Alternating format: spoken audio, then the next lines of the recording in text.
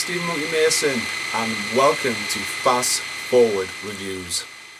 The movie is Frog Dreaming, also known as The Quest, also known as The Go Kids. This movie is a drama, it's a mystery, it's definitely an adventure movie. And I've also put down family. It's not really a family movie when I really thought about that, but it will be classed as family. The year 1986. This movie is on for 1 hour and 33 minutes. Directed by Brian Trench Smith. Brian Trench Smith? I do apologise, Brian. Starring Henry Thomas, famous for E.T. And that's about it. And Tony Barry. They're the only two main actors in this movie.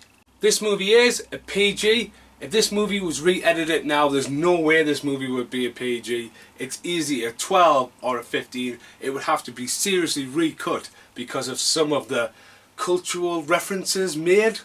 Like at the start of the movie when the little girl's like, we're going to get a packed lunch. She's going, yeah, you get the packed lunch. These are about 5 and 6 people, by the way. 5 and 6 people. They're about 5 or 6. She's going, yeah, I'll get some cigarettes.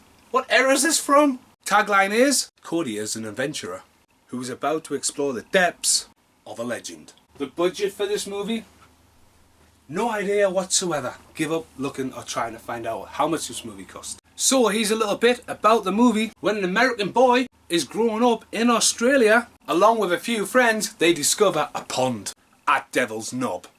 Totally sound wrong, but this is the film. No one else has seen or even heard of this pond before, but something odd is going on in this pond. Bubbles and strange noises, with a brief glimpse of something popping its head up and down. It's not prairie dogging either.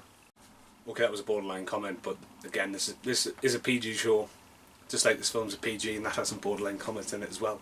Our hero Cody is out to discover what is in this pond. Is it the Loch Ness Monster? Is it the Dúnach? The Dúnach? The Dúnach? I think that's the Australian version of the Loch Ness Monster, the Dúnach. Fun fact about this movie, I seen this movie when I was a kid with my cousin Brian, and for years and years and years I didn't know what this movie was called. Yes, it's had about 3 different names, but the story was stuck in my head, and after after years of working at HMV, I thought that someone might know what this movie was called, and it wasn't until I met the movie pop guy, Paul Rae. He went, oh yeah, it's called The Go Kids, just like that. The kid is a proper 80s nerd. Now, at Christmas this year, I got this book, well Brian, my cousin, got this book, and this is the Thomas Hodge book, a video classics, and inside was The Go Kids, and I was like, oh my god, I need to see that film again, and there it is, The Go Kids. And since then, I made a video for this, and this dude, the dude designs, the Thomas Hodge, loves the video I made for him, so that was pretty epic, and all happened pretty much because of The Go Kids, or The Quest, or Frogs Dreaming, whatever it wants to be called.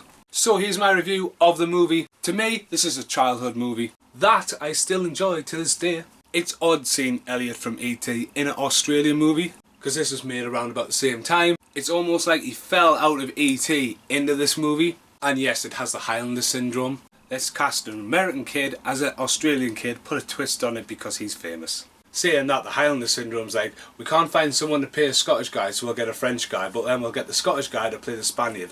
It's a Highlander syndrome! Anyways, the story and the myth still grabs me to this day. Even though I know what's in the pond, I'm still intrigued when I watch this movie, trying to get a glimpse at it when it pops up and appears. The production and build up to this is well good. As a kid, I was scared of this movie. I didn't want to go in a pond. I didn't want to go in a swimming pool because of Jaws. Now I don't want to go in a pond because of these bubbles.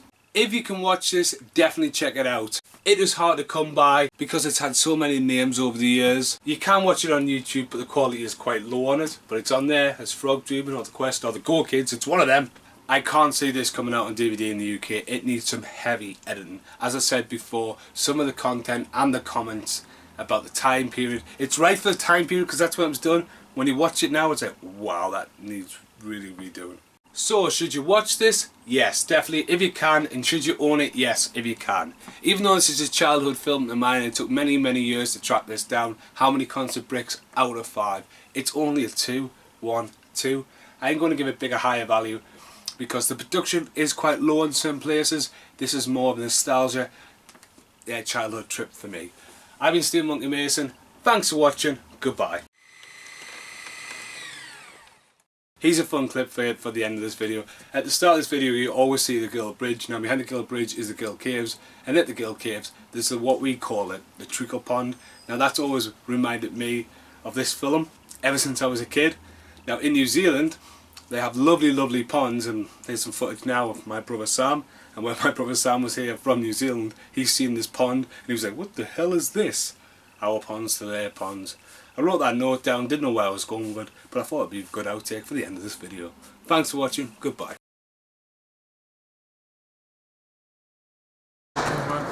So I'm in the Metro Centre with Movie Stuff Guy, the Movie Stuff Guy. I like it. Pop movie What's guy. in your name? There's your frog dream in the bottle. A.T. meets the Goonies. It's not really like. Oh, So there's no aliens in it at all. Isn't it? Oh, but it's got him from E.T. though, isn't it? Yeah, it's got one thing, it's got 18. Yeah, that's cool. Didn't give that well. Thanks, Steve Monkey Mason. Oh, Stephen, thank you. Are we rolling? Cool. Okay, it's been about 6 months since me and Paul Rae were walking through the Metro Centre. I've been waiting 6 months for Paul Rae's review about frog streaming. We've been putting it off. In the meantime, Paul's watched it, then lent it to Casper. Now Casper didn't like it. Casper remembers it, but wasn't what he remembered. Casper also pointed out this had a flip cover, what absolutely shocked me and Paul Rae. We both did notice it, and it's called The Legend of Frog Dreaming, with Elliot looking like. But it's just been chopped on the front. It's like they've replaced the cover, and like, oh, don't get started on covers. As I've just had a massive rant about covers, it's why I'm half dressed as the clown. But tonight I was like, Paul, I need to finish this Frog Dreaming review. It's been months, so I chased Paul Rae through the Metro Centre and filmed it on my phone. It's a little haggard, I do apologise. And the next clip will be my phone resting against the pop vinyl signed by the movie pop guy himself, Paul Rae. And me and Paul Rae talking about Frog Dreaming. Answer the question. Right. You said chasing it? Yeah. Did you like the film? It was alright. It was alright. Did it bring back some childhood memories? Maybe I've watched A.T. all the time. Thomas hates it. It's rubbish, man. I know what film it was. It was rubbish. See, the problem there is we didn't have this camera to film it on. I had it a few weeks ago, but Paul was meant to film it on his phone, and my phone is just full of random crap messages from Jack and everybody who sent me random stuff. I've been Steve Monkey Mason. Thanks for watching.